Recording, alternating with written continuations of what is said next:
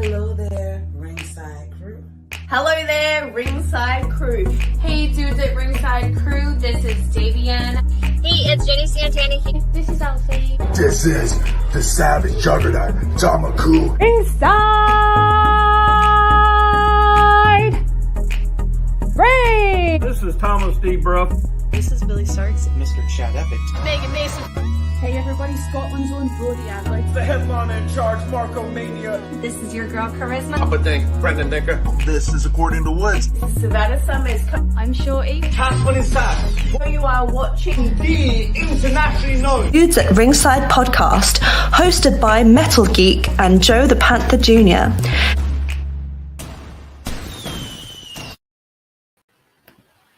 Hello there, wrestling fans, and welcome to the internationally known Dudes at Ringside podcast. I'm your host, Joe the Panther the Third, and now from the top of Metal Mountain all the way down to all 50 states and the globe, it's the Happy Heel himself, the Metal Geek. What's going on, Ringside Crew? What's going on, internationally known? What's going on, everybody? How's it going, Joe? How's it going? Pretty good. So, Geek, are you ready to end International Women's Wrestling Month? Yeah. Okay. Let's give a warm Dudes at Ringside welcome to the sunshine. From the sunshine, Sarah Bubbles. Hey guys. How's it going? I'm sorry. It's fine. You tried your best. I did. Drunk Howard Finkel. Drunk Howard Finkel. Drunk announcer. Me. Too many drinks before the show. He said the bar is open bar. I can drink as much as I want. You gotta go to do your job. What job? I didn't have a job. I already went to my job. I already went to my job. I was at my job a minute ago. So, Sarah, if our fans aren't familiar with you, introduce yourself. Well, I'm Sarah Bubbles, and I'm kind of new to the wrestling world, but that doesn't mean anything at all.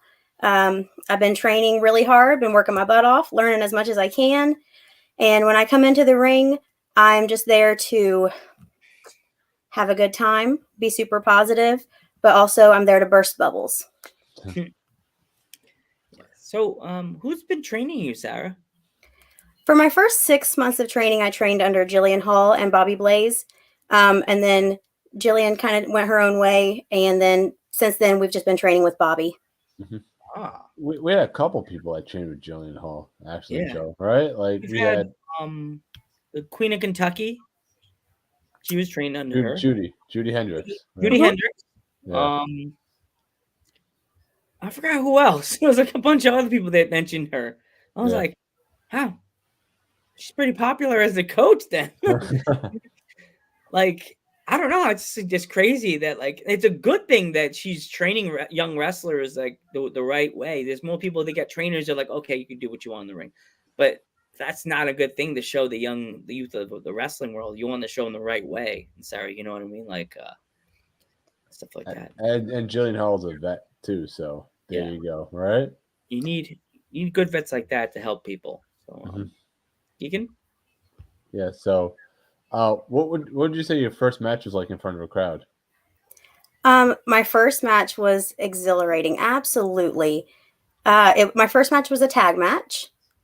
So I had my partner, and then I was up against Reese Ramon. I know she was on here last week running her mouth. Yeah, she was. She was talking a lot of smack. She was doing a lot of salt, man. Like, she had a lot to say. You know, that's one thing she can do is talk. Yeah. But she was with her partner as well. And we just put it all out there, and then there at the end, her partner did some shady stuff to make sure that they could seal the victory. So, but it was really awesome. It was a great experience. We had a great crowd. So it was definitely something I'll never forget. That's one thing that I could say, Sarah, that like it goes by. It always depends on how the wrestlers react to each other in the ring and everybody, how they plan everything they're supposed to go on.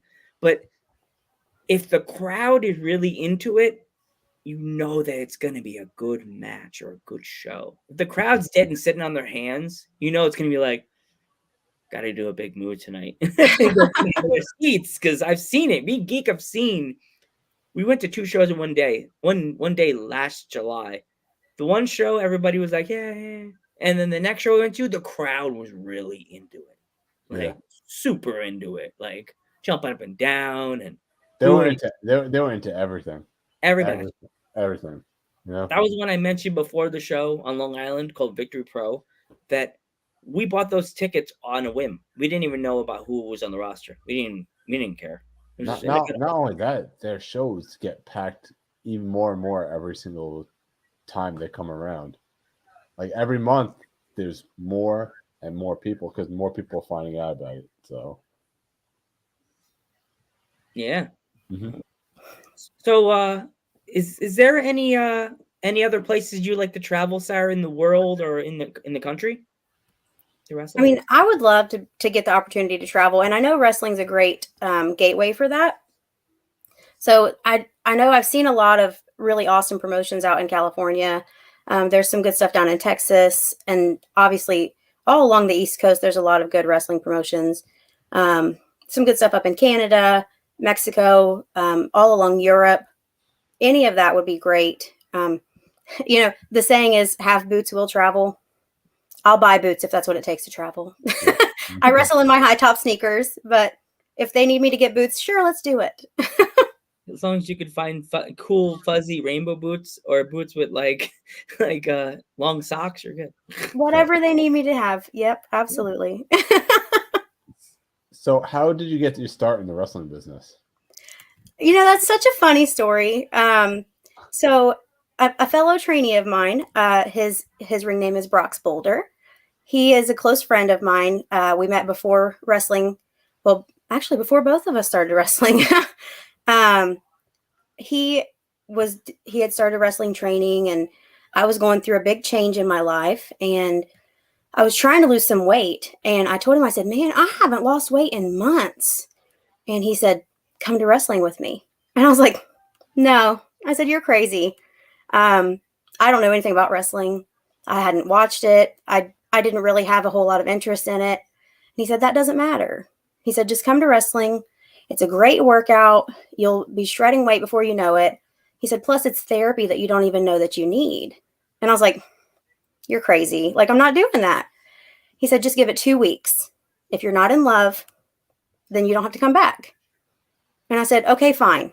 2 weeks, but I know you're crazy. I know I'm not going to fall in love with wrestling. So whatever." So I went. After my first night, I called one of my friends and I told her, I said, "I'm not going back." I said, "I was terrified the whole time I was there. I'm already sore. I'm not." And she said, "You promised him 2 weeks. You're going to finish it out." And by the end of my 2 weeks, I was obsessed. Like, I was YouTubing. I was asking the guys in training, like, who I should be researching so that I can learn, like, how I should be moving in the ring. They were giving me names of women that I should be researching. And, like, from then on, it's just became a way of life almost. Like, I'm constantly watching whatever I can find on TV. I have Fight TV on my phone now. I watch YouTube matches or just clips, or I follow Santino Brothers Wrestling on YouTube, and I watch anything that they can give me. Like, so I've learned a lot in 9 months, because that's how long I've been training, in case I didn't mention that. But it all started just because I thought my friend was crazy. Turns out he's not. That's an awesome story, by the way. That's awesome, Sarah. There's a wrestler you should definitely put on your list of people to check out on YouTube. Her name is Amy Crimson. She's from Canada. She wrestles under the Santino Brothers school. No, it does? I thought Santino. Santino. I think she's Santino Morella's school. She's a really good wrestler. She's been on our podcast too. She's a really good wrestler and really sweet person too. Like, if she's you could just look her up, Amy Crimson. She'll, I guess, if wrestlers talk to other wrestlers, she'd be really good to talk to about advice about things and stuff like that in the ring. But yeah, Amy Crimson, definitely check her out. She's really good. That's awesome. I'll have to remember that. Yeah, but there's I'll message you a thing after the show. There is a Santino school though, a Santino Brothers school. I think it's in California. I think so too. Yeah. I think that's the one you're referring to, right? The one Yeah. the one in I'm California. thinking of Santino. I'm thinking of the No, singles. not Santino Morello. No, it's Santino Brothers Wrestling Academy, I think is how they call it.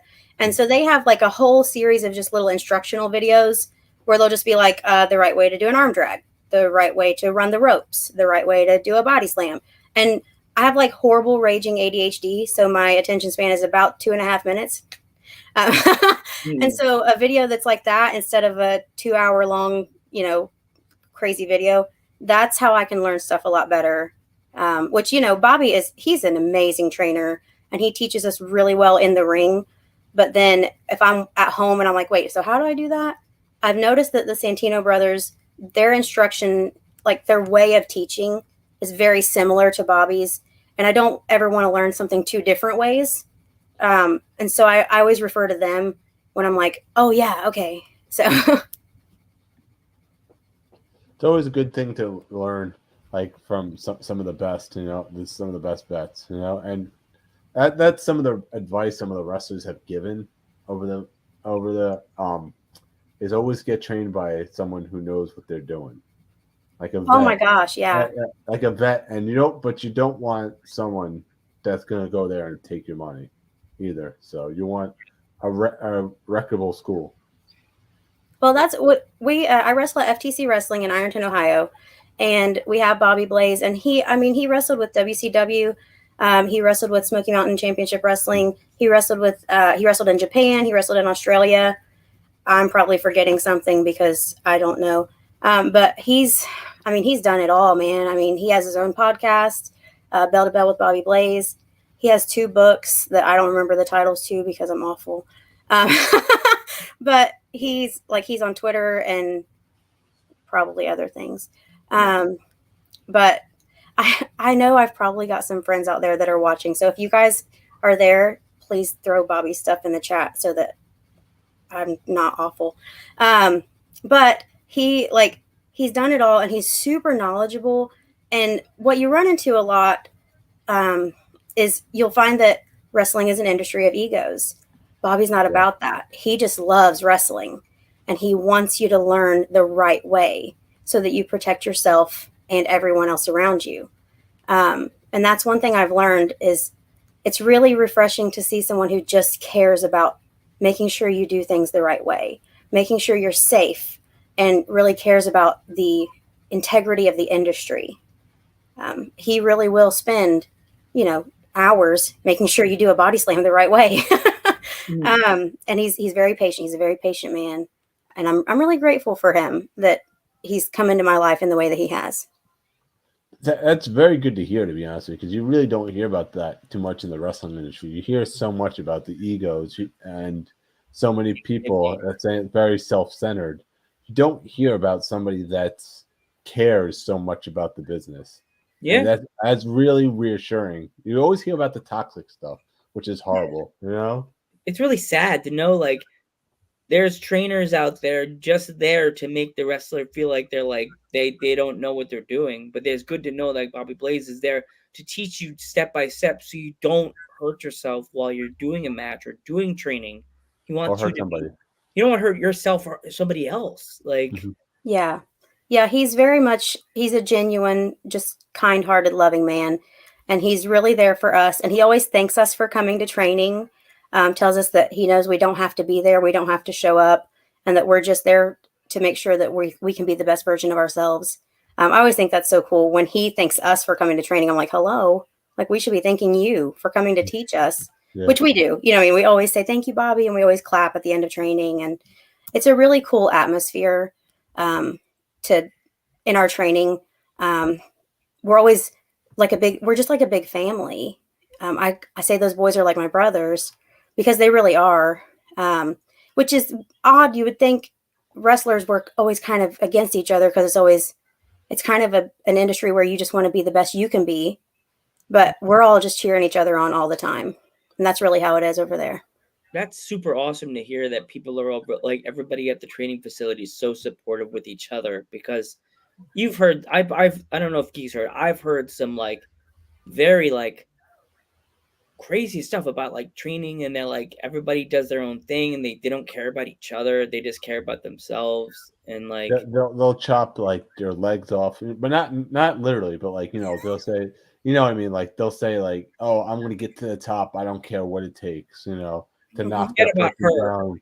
If I have to take her down to get on top of her to get the coach to look at me, I'll take her down and not care about how she's gonna take it. Mm-hmm. So, yeah, it's good to know that Everybody works together. Supportive. Everybody gets it. Everybody's on the same page. Mm-hmm. It's like us, me and Joe with the podcast too. Me and Joe love working with other podcasts, even though we're competitive. We're all working together because we're all friends in this industry. So, after the podcast, we'll tell our friends, hey, you should definitely talk to Sarah Bubble. She may be new in the business, but it's good to help her get her name out there. Mm-hmm. I definitely appreciate that too. I mean, it's all about just being known and networking. And I mean, yeah, obviously I need to be a good wrestler and I want to be a good wrestler, but it does me no good to be a good wrestler if nobody knows that I exist. Yeah. Yeah. So gotta be known. Yeah. Hey, how's it going? What's up? Hey, what's going on? Hey, Steven. Hi, Steven. And Anthony says, pin me, pay me, and I'll kick out one of Bobby's books. Yeah, those are Bobby's books. That book from Rikishi. She was mentioned in that book.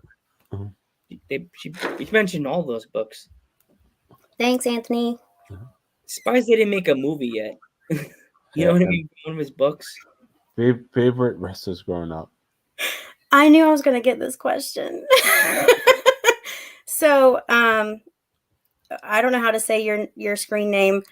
Please don't hate me. I didn't watch wrestling growing up. So I didn't have a favorite wrestler growing up. But my favorite wrestlers right now, listen, I love me some Kevin Owens for personal reasons. But I've also, in my research, I have found that I really like Beth Phoenix. Like in her older stuff and her newer stuff, just all of Beth Phoenix. I just love her. And then I'm so bad with remembering names. It's scary. The woman, she was just the 24/7 champion, and then Reggie just took it. What's her? I can see her face. Me too. What's her name? She does the muscles thing. She always comes out and flexes. Oh my God. What's her name? Dana Brooke. Dana Brooke. Okay. So recently she's been a little different than she was when she was first come out, so when she first came out, I liked that stuff a lot more. She painted more toward the powerhouse, which is how I like to portray myself. I like to do I like to be strong. I like to show my power and my strength in the ring. That's how I want to portray myself. Mm-hmm. But I'm nice. I'm a nice powerhouse. Yeah. And I'm supportive. It's always good to be supportive. and I mean, we already could tell the fans must love your whole persona and stuff like that. So they really do. I love my fans so much, but they really love me. Oh my gosh, listen, I'm going to tell a story. I'm sorry if I talk too much, but it's a podcast. You're supposed to talk, right? Yeah.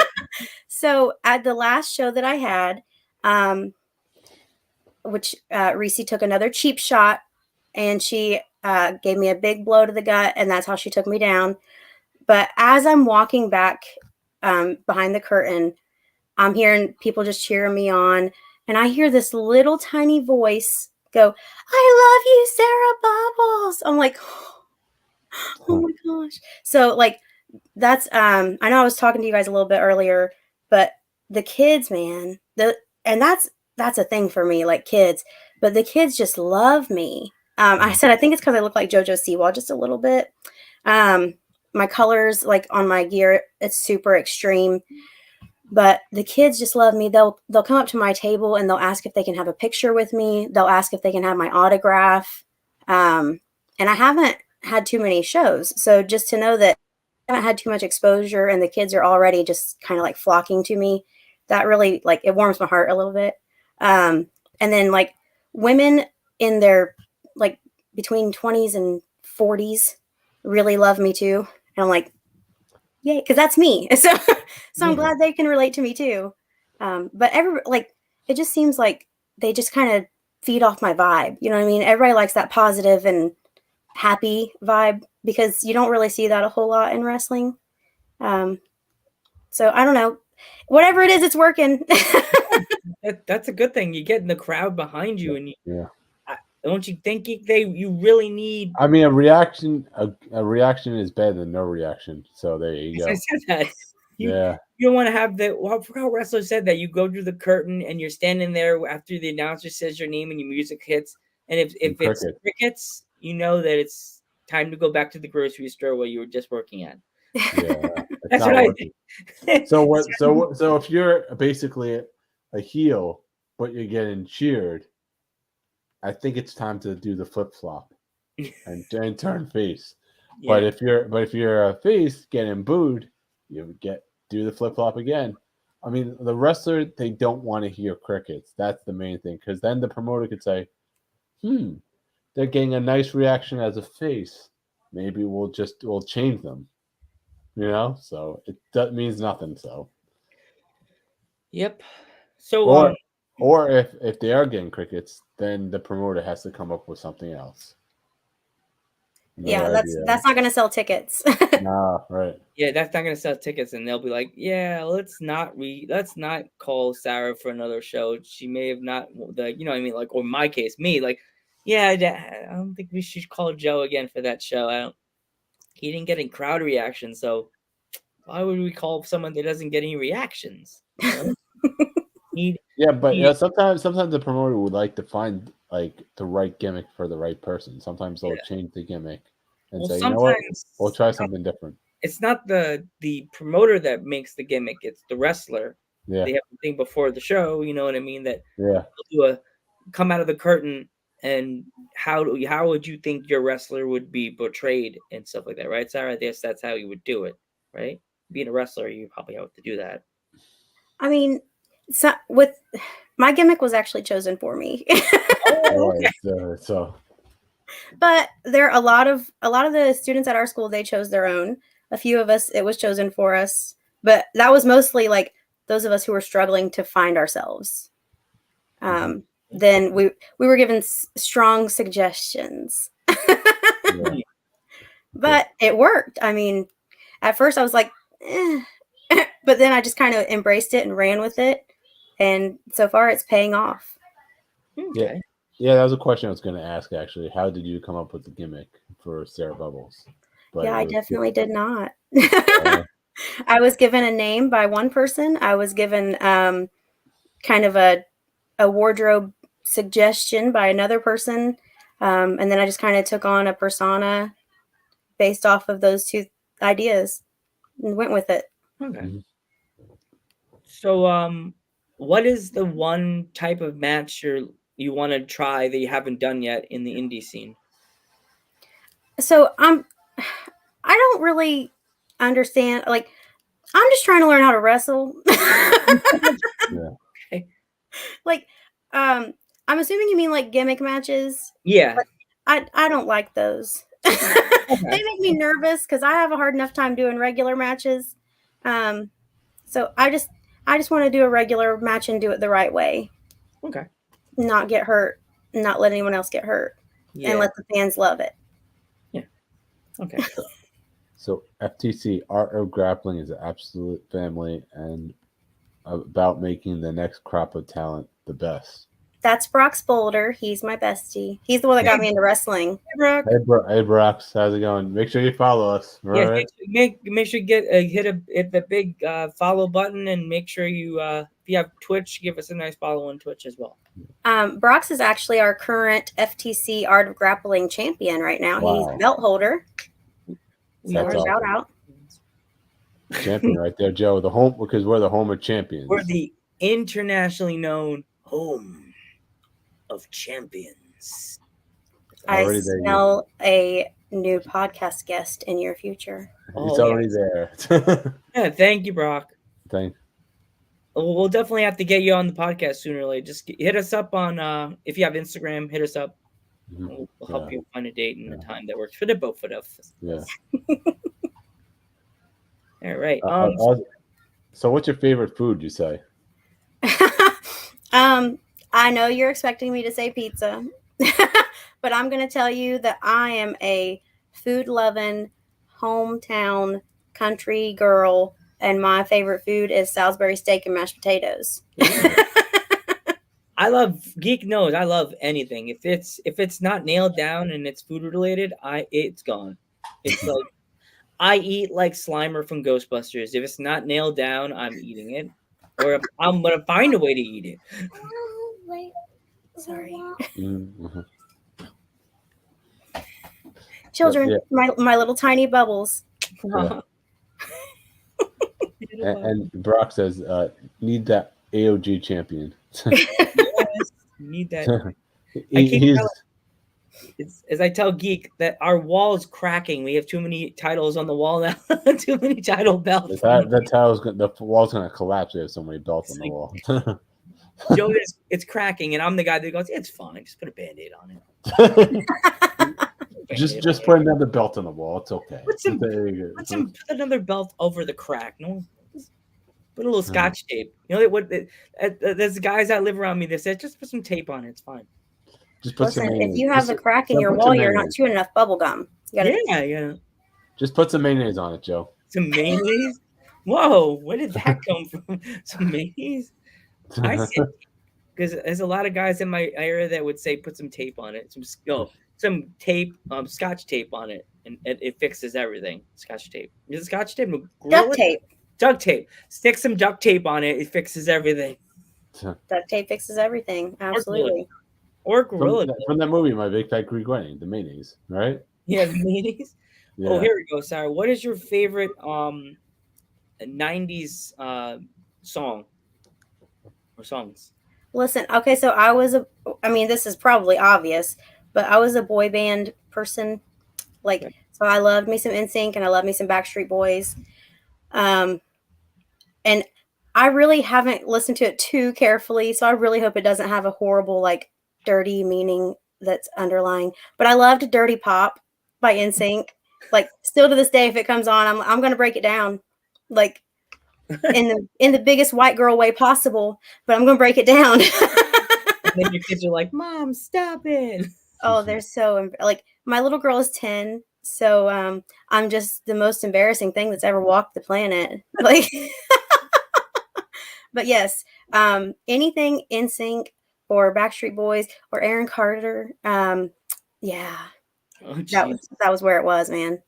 I remember my sister had all the what's not Justin Bieber. What's the name? The guy from the Backstreet Boys, the blonde. What's the name? Oh my god. Nick Carter? He had the Nick Carter poster on her wall. And on my end, I had Nev Campbell. I had Gwen Stefani on my wall. My mom had she got me the clothesline. And instead of having posters pinned to the wall, my mom's artsy. So she had all our posters on my room on a clothesline. So we had posters on a clothesline. So when we were done with the poster, we just took the poster off the clothesline, rolled them up, put them in the thing, another poster, and popped them up on the thing. So we never had a hole in the walls. So speaking of, you were talking about all of that, and I have to give a quick shout out because they are watching from the comfort of their recliner chairs in their living room. My parents, Mama and Daddy Bubbles. That's what they call themselves. Well, my dad doesn't. He would never say that. But my mom calls herself Mama Bubbles. So they're watching. So, hey, Mom and Dad. Hey, how's it going? Hi, guys. Welcome to the Ringside Crew. Welcome to the fam. Make sure you give us a follow so we can see the dancing cat. We're watching on TV, Geek. We're on TV right now. Is your dream, Geek? We're on TV. Yeah. There you go. Straighten it up a little bit. Set up nice and tall. Yeah, there you go. Oh, look, there's my mom. Hi, Mama Bubbles. So now you have to be good. Yes, Mama's here. Gotta look professional. An awful lot of white t-shirt you're showing there, Joe. No, I know. Female Panther fans, they like the mustache. It's that heel side coming out in you again. The heel side of Joe. Right? I was a greeter for 8 years. I'm used to having mamas always say hi to me. Nice for the moms. There you go. Now I look professional. There you go.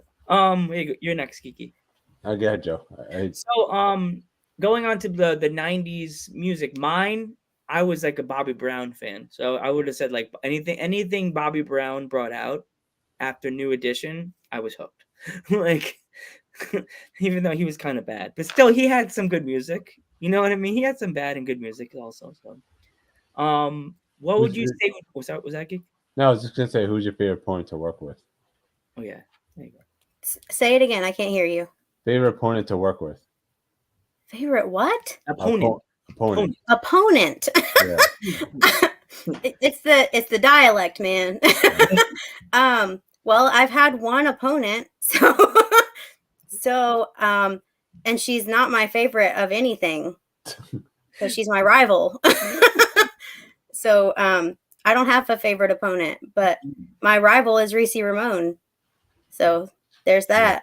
There you So go. if you want to talk some smack, you're more than welcome to. She did it last week, so there you go. Yeah. She did. She talked so much smack. Listen, if there's one thing Reese Ramon is good at, it's taking cheap shots to make sure she wins the match.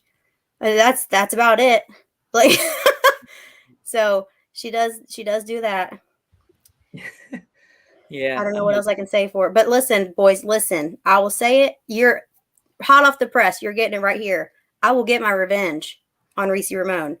Okay. It's coming. She better get ready because I'm going to burst her bubble. Ooh. It's going to happen. Here we go. I don't know when and I don't know where, but it's going to happen because I'm not giving up until I do. Ooh. Definitely. Hear that, Reese? Oh man, careful, Reese. You're gonna get bubbles put in your eyes. Ow. That should be it. That should be my finisher. That could be your weapon if you turned heel. You just take the bubbles and just do like. Yeah, the actual bubbles and then blind people like the mist. I should just blow them.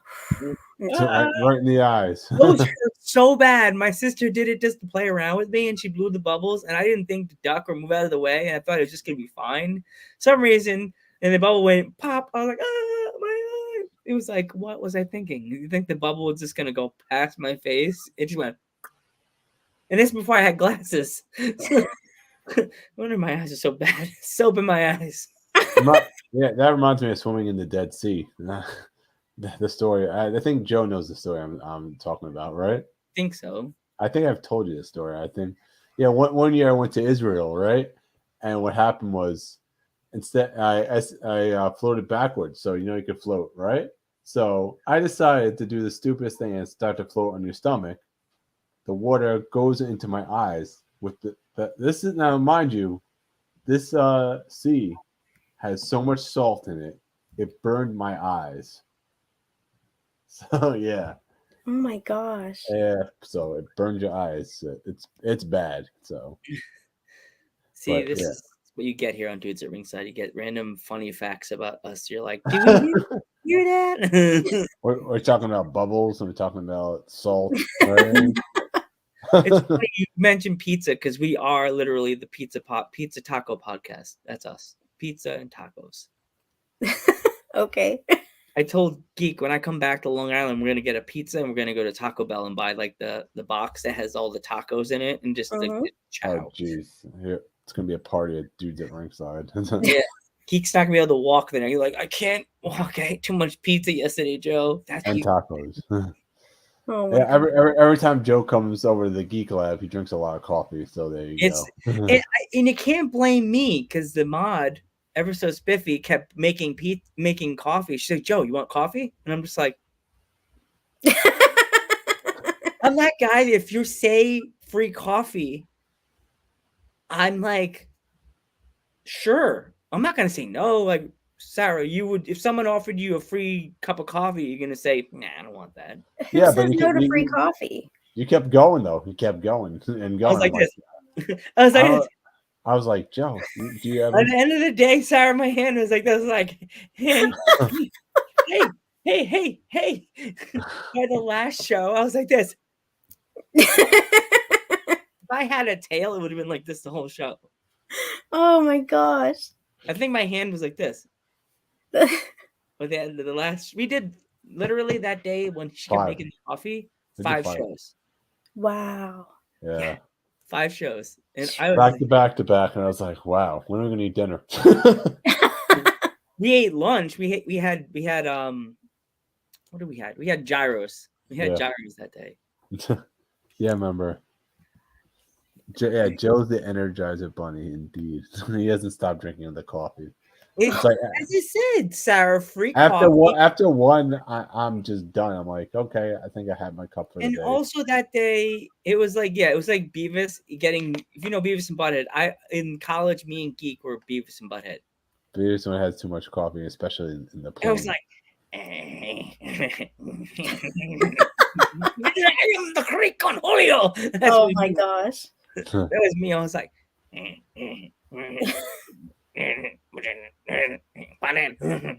wow. That was me the whole time. If I had the cup, I was doing like this. And it was also Geek was all mad at me because we did the first show and I missed him because he got mad at me. But I was like, dude, I was mourning my dog. We had to put my dog to sleep that day. And that's awful. it still didn't click in his little geek mind.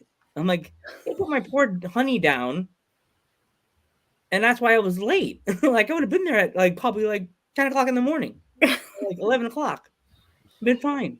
But Sheesh, Geek. Come on, man, have a heart. That's a real heel right there. He's not even paying attention right now. He's probably playing Wordle. Yeah, it is him. What exactly is Wordle? This new age game that people play. It's like a word game. Obviously, it's called Wordle. It sounds good. A little to the imagination. We're gonna have to hashtag this on the bottom of the episode when it goes on Facebook. Wordle. What is Wordle?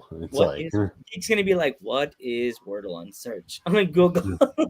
Listen, the guys in training always rib me about that because they're always like, all you do is Google everything. They're always because they'll say something like, oh, today so here's another thing about us. Our training, our promotion FTC, it's failure to conform is what it stands for. But FTC is sponsored by a place called Time Warp. So Time Warp is like a hobby shop. I hope that's right. Oh no. So they sell all sorts of stuff. It's super cool. So they sell wrestling cards and figures, and they sell Pokemon stuff, and they sell gaming stuff, and they sell sports stuff, and anything you could ever imagine. They have it in there. So it's super cool. Well, all the time they have autograph signings. So they'll bring in wrestlers, for example, super cool. March 12th, we're going to have Kane. What? Wow, that's awesome. Yeah, I'm super excited. I know who that is because I researched it and stuff. But every time they mention stuff, the guys are always like, oh, you had to Google that, didn't you? They're always giving me the hardest time about Googling. I'm like, well, I have to learn it some way. How else? Do you want me to pull out encyclopedias? Got to learn it. But yeah, so Time Warp is a big sponsor for us. They help us out a lot. They put on a lot of shows. We've actually, in November, we held our first wrestling convention, and it was sponsored by FTC and Time Warp. And we're going to have another one in May. So that's super cool. Through that stuff, I've been able to meet a lot of famous wrestlers. Probably the coolest one I've ever met was ODB. Wow. She was so cool. She introduced herself to me because I'm kind of socially awkward. And then she wanted to hear how I got into wrestling. She wanted to hear my whole story. She thought it was the coolest thing ever that I didn't know anything about wrestling, and a friend got me into it. She wanted to hear about my training, any matches that I've been in. She just wanted to sit and talk to me. And I was like, that's the coolest thing ever. She was so humble and just down to earth and the sweetest woman you'll ever meet in your life. That's so cool. She was awesome. I got to meet the Godfather. Oh, wow.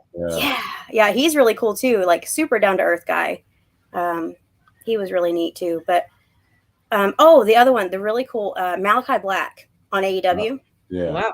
Yeah. So he was really neat. So he actually sat with all of us trainees and showed us some videos that he watches on YouTube and stuff to get ideas and inspiration for his wrestling. And he sat and watched it with us and was picking it apart, not in a critiquing kind of way, but in a so here's what they do here and here's what they do here. And this is why this is good. And this is why I pull inspiration from this. For probably the better part of an hour, he just sat with us. And we're in the middle of a convention. Like it's an autograph signing, like, but it was starting to die down and there wasn't very many people. Like it was the end of the day, you know what I mean? So he just sat with us. He was super like just chill and patient, and he just wanted to like teach us what he had learned. Basically, it was super cool. Super cool guy.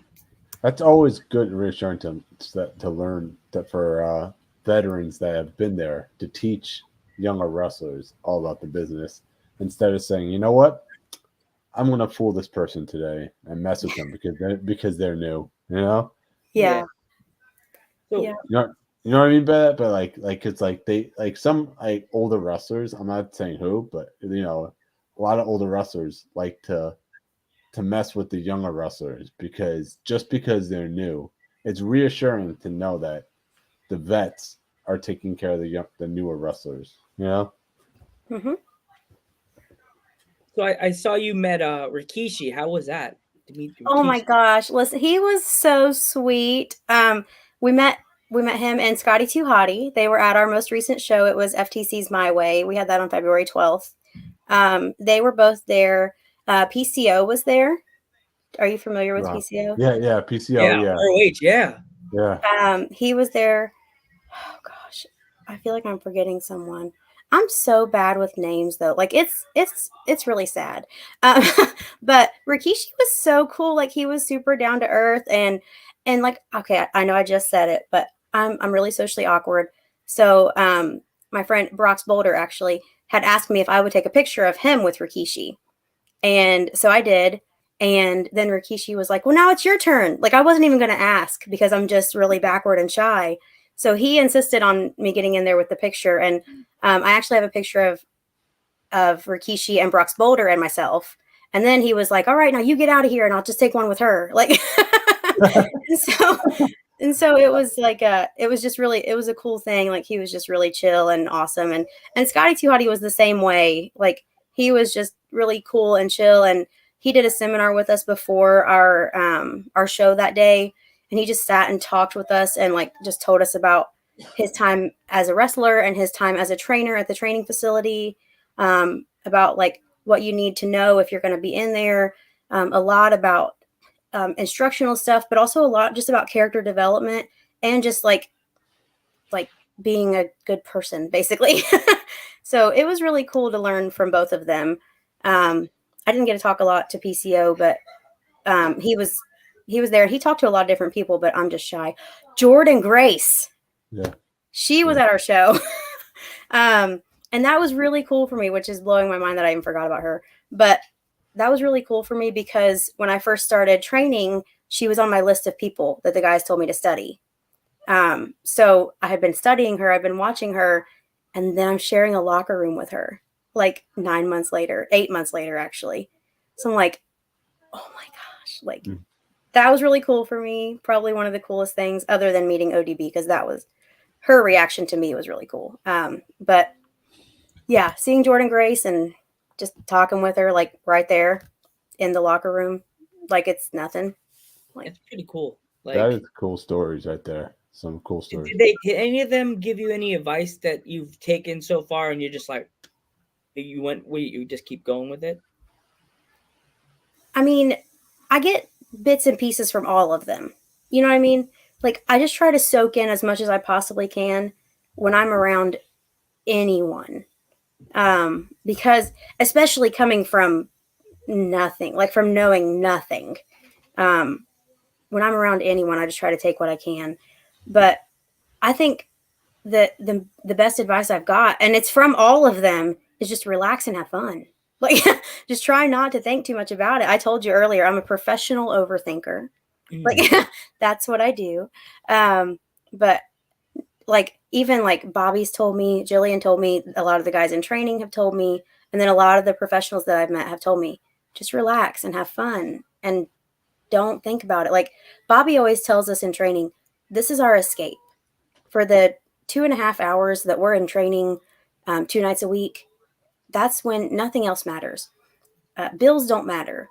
Like what's going on in your relationship doesn't matter. What's going on in your family doesn't matter. What's going on at work doesn't matter.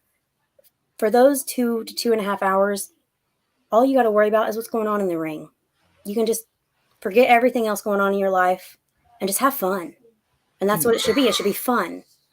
And that's what I love most about it is I don't have to think about anything else while I'm there. It's just fun. Yeah. So that's why I try not to think about it so that it can stay fun. Yeah. You don't think about what happened at home the day or two ago. You think about what's going on right in front of you with the wrestler with Bobby Blaze trying to teach you how to do a front flip or whatever they would call it. Arm drag. An arm drag or something that makes you happy. Professional wrestling. You're in your happy place right now.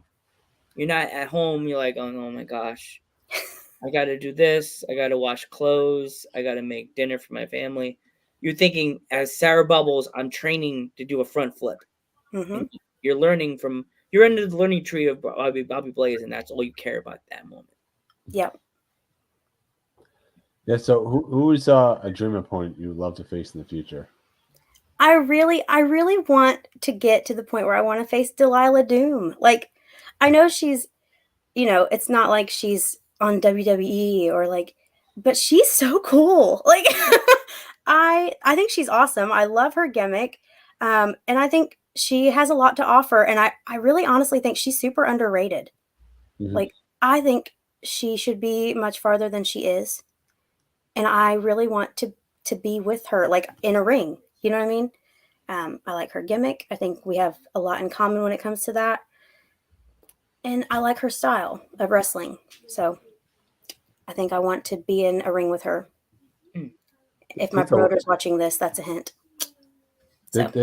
There's a lot of wrestlers that on the indies soon today that are very underrated that should get shots more often than someone that is on the on there and they're, you know what I mean? Yeah. Yep. But I'm saying there's like, what I'm trying to say is like, there's just so much indie talent that it's incredible right now, you know? It's like almost makes me like smile to know these days, there's so much indies wrestlers that we're like, me and you're now just learning about that we never even knew about. But when we were teens, just learning about, I grew learning about the indies because a geek teaching me about Ring of Honor and like back when we started going to indie shows, there was indie wrestlers, but now there's more of the internet and the Instagrams and the Facebooks. We see so many different indie wrestlers on Instagram and Facebook now that we're like, man, I wish we had something like this back when we started watching indies. Like, so much different variety of different types of characters and different things, and it's so awesome to know that you guys have the internet like by the nose now, that everybody could find you at the drop of a hat to like follow and learn about and stuff like that. I think that's the cool thing about this eras of indies and stuff like that, you know? Yeah, back then it was only VHS tape, right, Joe? Yeah. Like someone would give you a VHS tape and say, "Here, watch this wrestler on VHS," and then they'll have to mail it to you. Yeah. It's like, now it's like, okay, go on YouTube, look up this person, and or in our case, because we do a podcast, I'm like, hey, do you have any clips from your matches? And we get like 5 of them. I'm like, which clip do we use, geek? Which one do we use? Because they're all pretty cool. Like, there's some clips and I'm like, nah, I can't use that. It's too grainy. I can't use that one. That one's too crazy. I'll use the big boot. Nah, I'll use both. And then Joe uses all of them and puts them in a reel. Oh yeah, and I'll put music with it, make it like like something random. But yeah, it's so cool to like learn more about indie promotions from different states and different countries now than just learning about just the America's indies. Me and Geek now have our pulse on the actual world's indie promotions, not just America's indie promotions. We have the world on our. That's why our logo is. We had a globe behind us because we're able to see everybody's indies. That's what I love about it this era. Because I love being back when we started out, Geek. But think about it. nowadays it's kind of fun because you can go on YouTube and look up blah blah blah British wrestling. You get everything. You should definitely check that out. Look up. I know you're just starting out, but she said you research on different indie promotions. Sarah, you should like look up like British wrestling, like British promotion we always have wrestlers on from. They're called CPW, Coventry Pro. You should look them up. They're good. Oh, okay. Yeah, I saw where you were promoting one of their shows that are coming up. Yeah. So I'll check it out. Oh my gosh, Sarah, that match, the girl, we thought there was a cage. It wasn't. It was just in a ring, and they were handcuffed to the rope. Oh my gosh. It was like an elimination chamber, except they were all handcuffed. Golly, that would be crazy. And I kind of feel bad. I didn't ask the girl, Shorty. I was gonna ask her, but I forgot. But like, what if you're handcuffed and then the heel wants to be messed up and just start beating you up when you're handcuffed? Yeah. How do you defend yourself? You defend yourself with one hand, like one hand, right? They could take a cheap shot if they want to. Yeah, totally. Yeah. That's a good promotion to definitely put on your list because they have a lot of good characters and a lot of good character themes and stuff like that. I'll definitely check that out. Yeah. Do you have any upcoming shows, Sarah? Or nothing set in stone yet. We'll definitely have something on May 7th. Maybe. Okay. I don't know. Because there's always like, they'll be like, well, we're probably going to do this. And then they'll be like, no, we're definitely going to do this. Probably. So that's what's weird about this era also. You think you're going to have a show and they say at the practice, okay, we're going to have a show on May 7th, as you said. And then you go to the next practice and they go, yeah, we have to scrap that idea because we don't have enough wrestlers that are available. And you're like, oh, got all fucked up. Yeah. Yeah, I don't think I have anything, but I'll tell you when I do have stuff, I'm pretty regular at promoting it on my social medias. So, and you could always ask your promoter if we could show your posters on your show. You could ask them if we're allowed to. You could send it to us. We will post the poster on our Instagram page to help you guys promote your shows. Oh, for sure. I know he would love that. Like he's all about getting it out there. But yeah, I'll definitely next thing we have coming up, I'll send it your way and we'll get it all over internationally. Yeah. It'll be everywhere. Worldwide. We'll have British people flying to Ohio just to come to see a wrestling show. There you go. That would be perfect. Yeah, exactly. Yeah. But anyway, Sarah, we'd love to thank you so much for coming on the podcast and taking the time out. Hey, I had a great time. This has been a blast for sure. And if anybody wants to follow Sarah Bubbles, her social media is bottom. Social media is right there. Her Instagram, right there, Twitter, and stuff like that. So I'm Joe Panther III. I'm the Metal Geek. And I'm Sarah Bubbles. And we will see you in the next one.